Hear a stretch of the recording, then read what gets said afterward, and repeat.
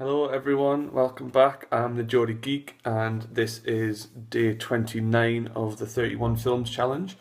Just going to dive straight in. Last night I watched a film that seems to have a bit of an identity crisis. It's called Horsemen. It's on all the posters and press releases and stuff as Horsemen. It's on IMDb as Horsemen, but on Netflix and other such sites it's called The Horsemen. And then in the actual film itself, just after the first little scene rolls and it comes up with the title, it's called Horsemen of the Apocalypse. So, first off, sort out your title. What do you want to be? I think, in all fairness, I think the title shenanigans kind of set the tone for it. This film was pretty gash, to be honest. There's not really much I can say. I'm a fan of Dennis Quaid. I like some of the stuff that he's done, but I think he's trying too hard to be like the grizzled detective that's got a lot of history and whatnot. I was pretty disappointed, to be honest. I thought it was going to be quite good. I figured like, oh, serial killery type thing. I was thinking like Red Dragon or Zodiac type of thing, but it's just not. To be honest. Right, I'll go through what the story is. I'll tell you what, I'll go through it like the conversation I had with myself describing what the story is, which will include spoilers. So I'll go from here. I'm watching Horsemen tonight. What? The Horsemen. What's that? Horsemen of the Apocalypse? What is that the name? What's it about?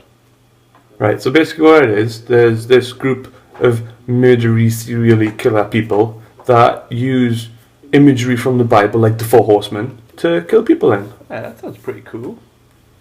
Yeah, it's a good premise. Some things could be done with that. So, like, do we know what the gist of it? Why? Well, it turns out that it's because kids don't like the parents. Huh? Yeah, kids don't like the parents. What do you mean? What? No, that's about it. Where are you going? Wait, dude. So yeah, it was just like, what? The ending of the film is just ridiculous. It's really, really stupid, to be honest. I mean, you get like the climax with him and his son hanging there all Jesus-y, saying, I did this because you're bad parents, and all that crap, because that's what it is. And he shoots it down, gets him down, tells him it's going to be okay. So then this son that's gone a bit cray-cray is just like, yeah, okay, it's going to be okay, because my dad said it's okay.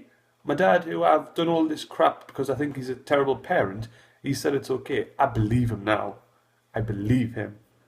So you go from that to him being with his other son, just lying down, watching him sleep and whatnot, waking him up, and then it kind of just goes cack.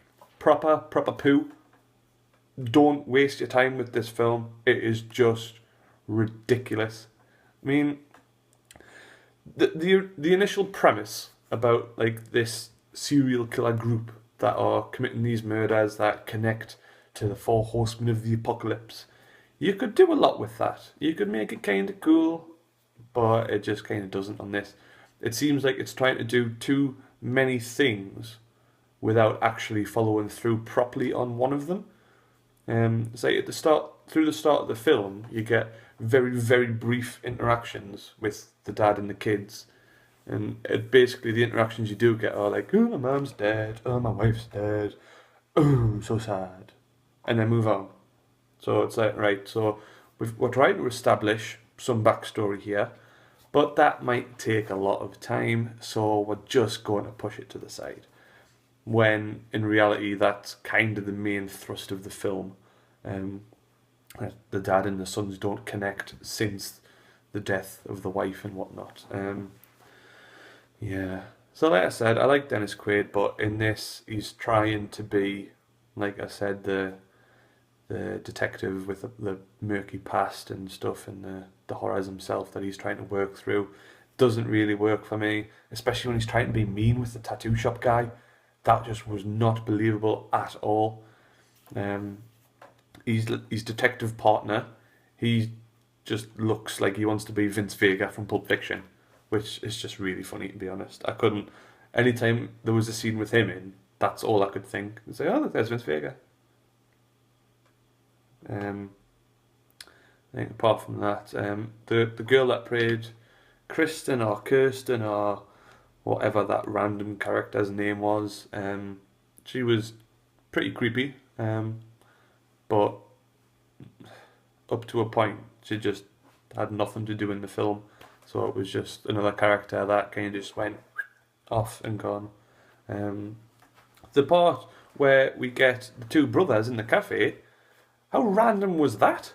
I mean, we get that there's the four horsemen, but just all of a sudden we're introduced to these two completely random characters, just thrown straight in, and it's like, is this the same film? We haven't seen any of them prior to this. We've seen very little of them apart from obviously the cafe sequence and then the warehouse. So it's like,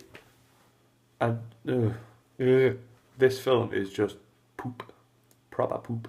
There was one bit that I didn't like. I mean, obviously people dying, not good, but there was one part where it was the two brothers and like he wakes up and he's in the hangy seat and stuff. But it's the eyes. I don't like that. I don't like things being super close to eyes. It's just not right. And when he's got like, just thinking about it, it's horrible. I can deal with it in Clockwork Orange, but even then I'm kind of like, this probably shouldn't be happening. But then it's like, you get close-ups and it's not good, don't like it. I've been told that I give a lot of films 7s or 8s, even though I completely bash them, but I'm going to give this one a 2. A 2, because it's poop, proper poop, like super poop. Do not watch it, just don't. Simple as, waste of time, don't do it again. So that was a shame. Tonight I am probably going to watch VHS, I think. I haven't watched that yet.